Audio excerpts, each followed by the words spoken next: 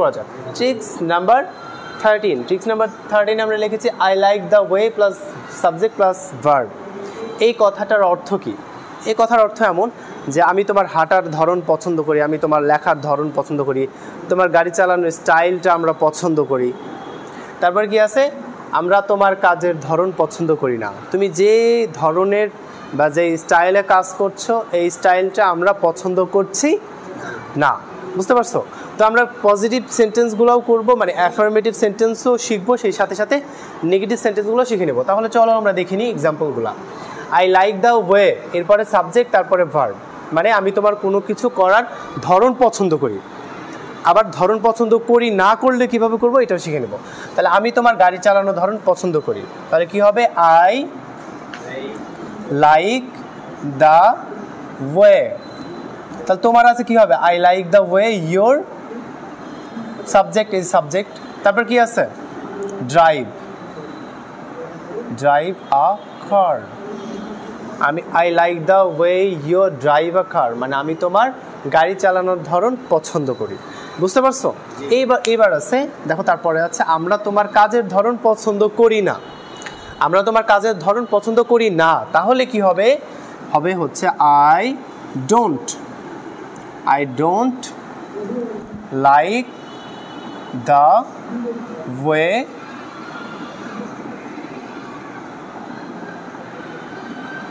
your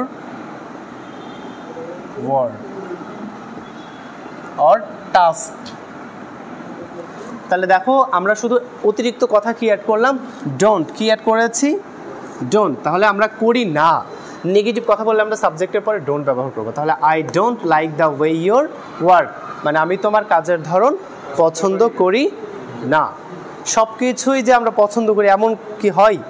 অনেক অভ্যাস আছে যে স্টাইলটা, যে ধরনটা কি আমার তুমি পছন্দ করো না, কিন্তু অনেক অভ্যাস আছে যেটা পছন্দ করো, তাই না?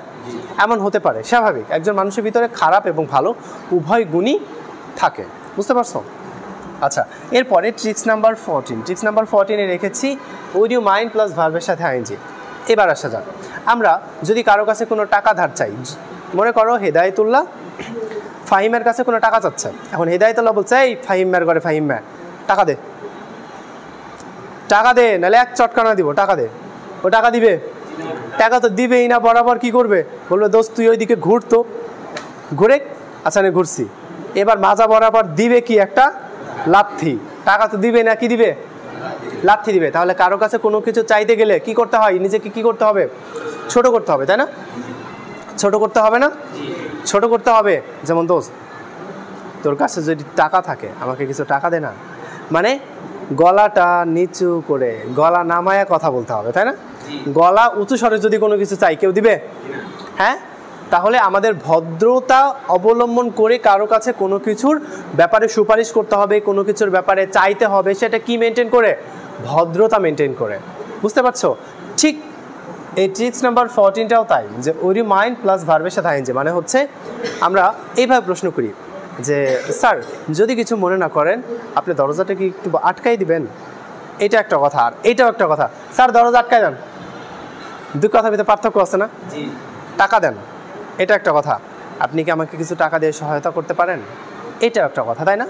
তাহলে ভদ্রতার খাতিরে আমরা যে বিষয়টাই চাবো, ভদ্রতার সাথে আমরা কারো কাছে কোনো কিছুর ব্যাপারে কোনো আবদার করলে মানুষটা রক্ষা করার চেষ্টা করবে, যদি সামর্থ্যের ভিতরে থাকে, তাই না? আর যদি বেয়াদবি করি, রুড বিহেভ করে চাই, দিবে? কেউ দিবে?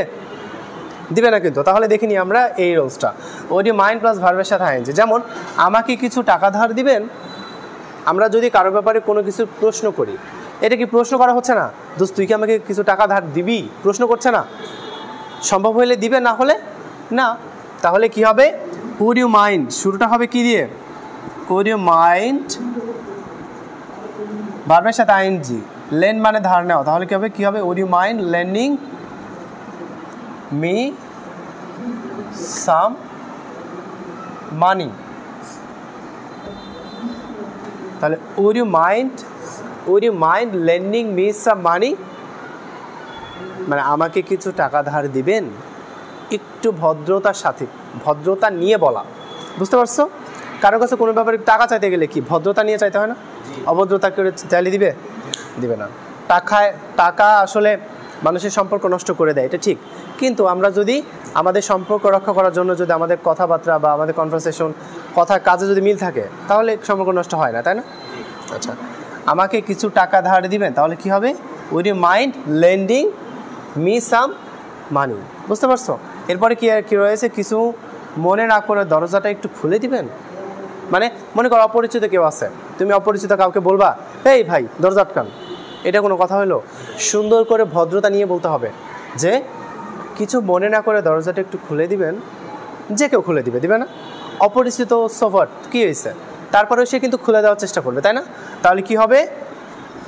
উড ইউ মাইন্ড ভার্ব আসবে। খোলার ইংরেজি কি? ওপেন, তাই না? ওপেন থেকে কি হবে? Opening the door.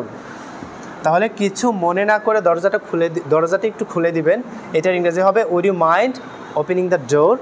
Would you mind opening the ডোর।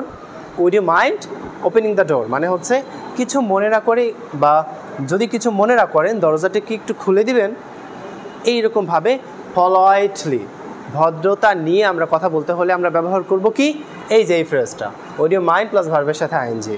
আর কারো কোনো কথা বলার স্টাইল, ধরন যদি পছন্দ হয়, আমরা আই লাইক দ্য ওয়ে, এরপরে সাবজেক্ট, তারপরে ভার্ব। আর যদি পছন্দ না হয়, I don't like the way, তারপরে সাবজেক্ট, তারপরে ভার্ব।